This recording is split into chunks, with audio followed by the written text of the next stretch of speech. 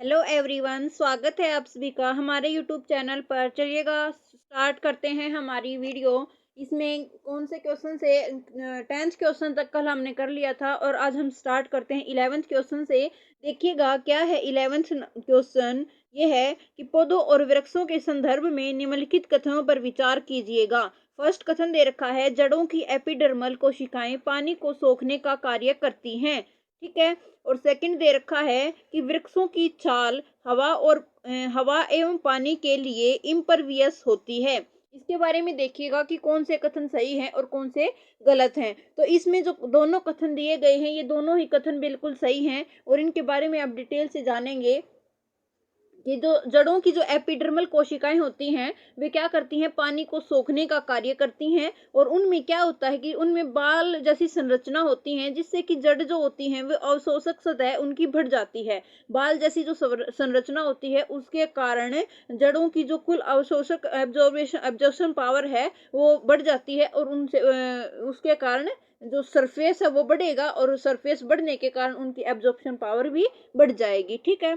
उसके बाद देखिएगा कि जैसे जैसे क्या होता है वृक्ष की आयु बढ़ती जाती है उसमें जो बाह्य सुरक्षात्मक टिश्यू होते हैं उनमें भी कुछ परिवर्तन आता जाता है और एक दूसरे जो होते हैं विभाजोत्तक होते हैं कि पट्टी तने के एपिडर्मिस का स्थान ले लेती है और जो ये बाहरी सतह की कोशिकाएं इस तरह से अलग हो जाती हैं और ये पौधों पर बहुत परतों वाली जो मोटी मोटी छाल है उनका उनका फॉर्मेशन उनकी कर देती हैं और ये छालों की जो कोशिकाएं होती हैं वे मृत होती हैं और ये बिना अंत कोशिकाएं स्थानों के ही व्यवस्थित हो जाती हैं और इनकी जो भित्ति है उस पर सुबेरिन नामक क्या पाया जाता है, केमिकल पाया जाता है। अगर ये क्वेश्चन आ जाए कि जो ये छाल होती है वृक्षों की जो छाल होती है पौधों की छाल होती है उन पर कौन सा केमिकल पाया जाता है तो सुबेरिन नामक केमिकल इनकी भित्ति पर इनकी वॉल पर पाया जाता है जो कि ये जो छाल होती है उनको हवा एवं पानी के लिए ये इम्परवियस बनाता है, अभेद्य बनाता है। ठीक है। तो ये दोनों ही कथन बिल्कुल सही हैं। ऑप्शन नंबर सी इस क्वेश्चन का करेक्ट आंसर हो जाएगा। ठीक है। तो देखिएगा कि इसमें क्या दे रखा था कि जो जड़ की एपिडर्मल कोशिकाएं हैं वे पानी को सोखने का कार्य करती हैं। बिल्कुल सही है क्योंकि जो ये एपिडर्मल जो कोशिका होती हैं इसमें ये जो बाल होते हैं उनके बालों के कारण क्या है कि जड़ों का जो कुल सरफेस एरिया होता है वो बढ़ जाता है और सरफेस एरिया के बढ़ने के कारण साथ साथ ही क्या होता है उनमें जो पानी सोखने की जो पानी को एब्जॉर्ब करने की जो उनकी कैपेसिटी है वो भी इंक्रीज हो जाती है। ठीक है। उसके बाद क्या दे रखा है कि जो जैसे जैसे जो वृक्ष हैं उनकी एज जो बढ़ती जाती है उसके बाद जो उसके जो एक्सटर्नल जो सुरक्षात्मक जो टिश्यू होते हैं उनमें भी परिवर्तन होता जाता है और ये जो उसकी ये छाल होती है किस इन पर कौन सा रसायन पाया जाता है, केमिकल पाया जाता है तो सुबेरिन नामक केमिकल उनकी छाल पर पाया जाता है और ये क्या करता है कि इन छालों और हवा एवं पानी के लिए क्या बनाता है, इम्परवियस बनाता है। ठीक है। तो दोनों कथन बिल्कुल सही थे इसमें। उसके बाद नेक्स्ट क्वेश्चन देखिएगा। नेक्स्ट क्वेश्चन क्या है, second question 12th question, xylem और फ्लोएम के संदर्भ में निम्नलिखित कथनों पर विचार कीजिएगा। फर्स्ट है, जाइलम पानी और खनिज लवण का संवहन करते हैं। फ्लोएम पत्तियों से भोजन को पौधों के विभिन्न भागों तक पहुंचाता है। थर्ड है, जाइलम फ्लोएम के विपरीत पदार्थों को कोशिकाओं में दोनों दिशाओं में गति करा सकते हैं। तो इसमें से बताना है कि कौन सा कथन सही नहीं है, ये फाइंड आउट कीजिएगा। चलिए इनके बारे में देखते हैं कि जो जाइलम और फ्लोएम है ये कैसे टिश्यू हैं। तो ये परमानेंट कॉम्प्लेक्स परमानेंट टिश्यू हैं ये जाइलम और फ्लोएम और ये मिलकर क्या बनाते हैं, ये वस्कुलर बंडल का निर्माण करते हैं। कौन, जाइलम और फ्लोएम मिलकर वस्कुलर बंडल का निर्माण करते हैं। ठीक है। उसके बाद देखिएगा कि जो ट्रैकाइड्स है और वेसल्स हैं और जैसे कि जाइलम पेरेन्काइमा है, जाइलम फाइबर है, इनसे मिलकर क्या बना होता है, जाइलम ट्रैकाइड्स बना होता है। और अब क्या सुना सकता है कि जो जाइलम ट्रैकाइड्स है ये किसके द्वारा बनकर मिलकर बना होता है तो वेसल्स, जाइलम पेरेन्काइमा और जाइलम फाइबर मतलब रेशे के से मिलकर ये बना होता है। और जो इनकी कोशिकाओं की जो भित्ति होती है ये मोटी होती है और जो इनमें से मोस्टली जो कोशिकाएं कोशिकाएं होती हैं ये मृत होती हैं, ठीक है। और जाइलम में ट्रैकिड और वाहिका जो वेसल्स होती हैं उनके कारण ही पानी और खनिज लवण का संवहन होता है, और जड़ों से पानी और खनिज लवण को लेकर जाइलम जो है ये पत्तियों तक पहुंचाता है, जो कि प्रकाश संश्लेषण के कार्य में महत्वपूर्ण भूमिका निभाता है, ठीक है। उसके बाद नेक्स्ट देखिएगा क्या दे रखा है, क्या होगा कि जो पैरेन्काइमा है ये भोजन का संग्रहण करता है, और ये क्या करता है कि जो किनारे हैं किनारे की ओर पानी के संवहन में मदद करता है, और फाइबर क्या करते हैं इनको सहारा देने का कार्य करती हैं फाइबर। देखिएगा कि जो जाइलम ट्रैकाइड है उनके अंदर क्या क्या होता है, वेसल्स, पैरेन्काइमा और फाइबर। तो उसमें से जो वेसल्स हैं ये क्या करती हैं, ये वेसल्स पानी और खनिज लवण को जड़ों से लेकर और पत्तियों तक पहुंचाती हैं, ठीक है। उसके बाद जो पैरेन्काइमा होता है ये फूड का स्टोरेज करता है पैरेन्काइमा, और जो ये क्या होता है, फाइबर होता है ये उनको सहारा देने का कार्य करता है, ठीक है। तो जो क्वेश्चन नंबर फर्स्ट है, ऑप्शन नंबर फर्स्ट है ये बिल्कुल सही है। उसके बाद नेक्स्ट देखिएगा कि फ्लोएम कितने प्रकार से बना होता है, तो चार प्रकार के अवयवों से मिलकर ये फ्लोएम बना होता है। इसके अंदर क्या होता है, सीव ट्यूब्स होती हैं, कंपेनियन सेल्स होती हैं, पैरेन्काइमा होता है और फाइबर होता है।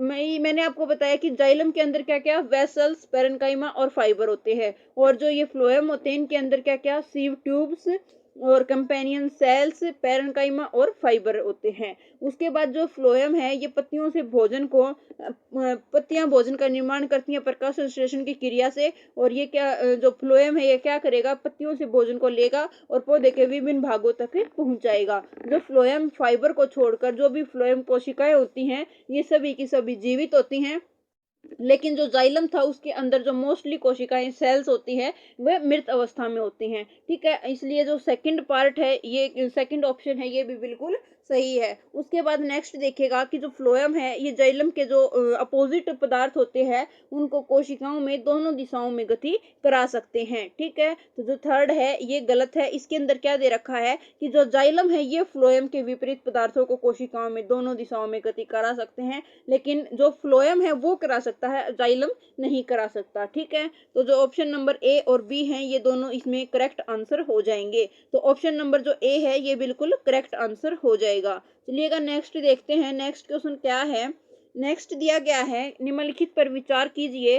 फर्स्ट है एपिथेलियमी उत्तक, पेशीय उत्तक, संयोजी उत्तक, फोर्थ है तंत्रिका उत्तक। उपयुक्त उत्तकों में से कौन से जंतु उत्तकों के प्रकार है, तो जंतु टिश्यू कौन कौन से होते हैं, एनिमल टिश्यू कौन कौन से हैं इनमें से ये बताइएगा। तो जो ये सारे हैं ये सभी के सभी एनिमल टिश्यू के एग्जाम्पल हैं।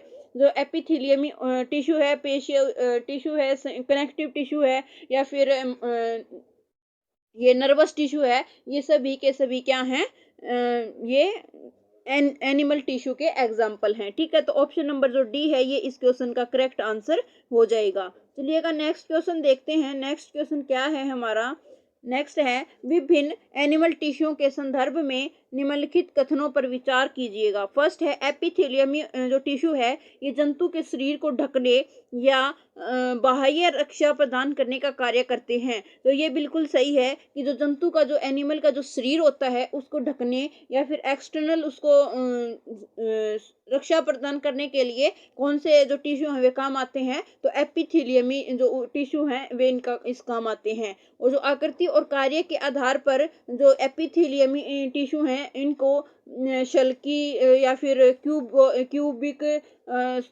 या फिर कई बहुत सारी श्रेणियों में इनको वर्गीकृत किया जाता है, ठीक है। उसके बाद सेकंड है कि संयोजी उत्तक की कोशिकाएं आपस में जुड़ी रहती हैं। जो कनेक्टिव टिश्यू होता है उसकी जो सेल्स होती हैं वे आपस में जुड़ी रहती हैं और ये इंटर सेल्स मैट्रिक्स में धसी होती हैं। हमारे शरीर में बहुत सारी संयोजी टिश्यू के विभिन्न प्रकार हैं, जैसे कि एरियोलर टिश्यू है, एडिपोज टिश्यू है जिसके अंदर वसा का संग्रहण होता है एडिपोज टिश्यू के अंदर, या फिर कार्टिलेज है, या फिर जैसे कि ब्लड है, और बोन्स हैं, ये सभी के सभी किसकी एग्जाम्पल हैं, तो ये कनेक्टिव टिश्यू के एग्जाम्पल हैं। उसके बाद नेक्स्ट देखिएगा क्या दे रखा है कि पेशीय ऊतक लंबी कोशिकाओं का बना होता है। जो पेशीय ऊतक होता है ये क्या होता है, लंबी कोशिकाओं का बना होता है, ये बिल्कुल सही है कि पेशियों में जो गति होती है उनमें पाए जाने वाले विशेष प्रकार के जो प्रोटीन होते हैं, मतलब जो सिकुड़ने वाली प्रोटीन होती है, कॉन्ट्रैक्टाइल प्रोटीन होती हैं,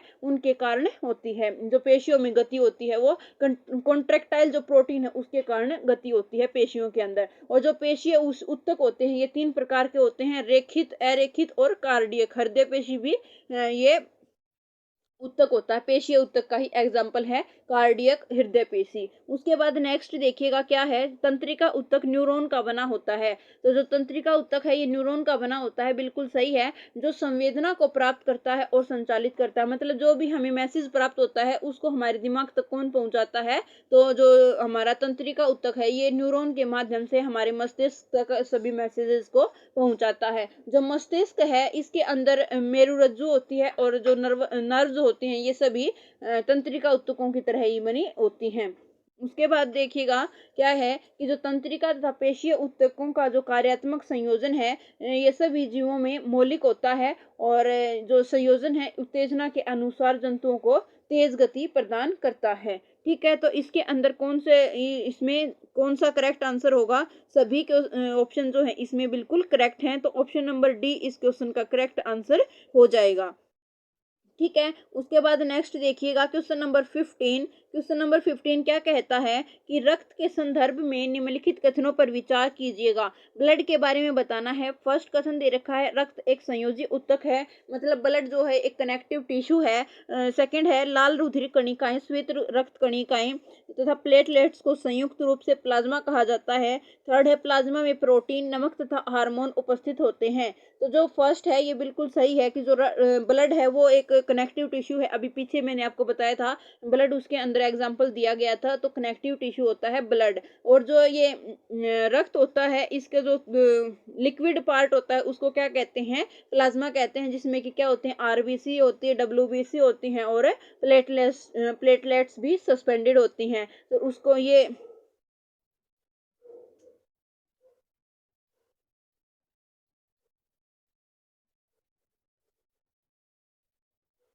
तो इसमें ये देखिएगा कि जो प्लाज्मा होता है, जो ब्लड पार्ट्स होता है उसको हम प्लाज्मा कहते हैं, लेकिन इसके अंदर जो लाल रक्त कणिकाएं और कोशिकाएं, श्वेत रक्त कोशिकाएं और जो प्लेटलेट्स होते हैं ये सस्पेंडेड होते हैं, इसीलिए ये कथन जो है गलत है। उसके बाद देखेगा कि जो प्लाज्मा है उसके अंदर प्रोटीन भी होता है, नमक भी होता है और हार्मोन भी होते हैं, इसीलिए ये जो कथन है ये बिल्कुल सही है। तो इसका जो राइट आंसर होगा वो कौन सा होगा, ऑप्शन नंबर मतलब फर्स्ट और थर्ड सही है और सेकंड गलत है, तो ऑप्शन नंबर जो बी है ये इस क्वेश्चन का करेक्ट आंसर हो जाएगा। ठीक है, तो आज यहाँ पर हमारा चैप्टर होता है खत्म। कल से हम स्टार्ट करेंगे चैप्टर नंबर 7 जीवों में विविधता। आज के लिए इतना ही फ्रेंड्स, मिलते हैं नेक्स्ट वीडियो में। आपको वीडियो कैसी लगी लाइक शेयर और कमेंट करके जरूर बताइएगा। Thank you.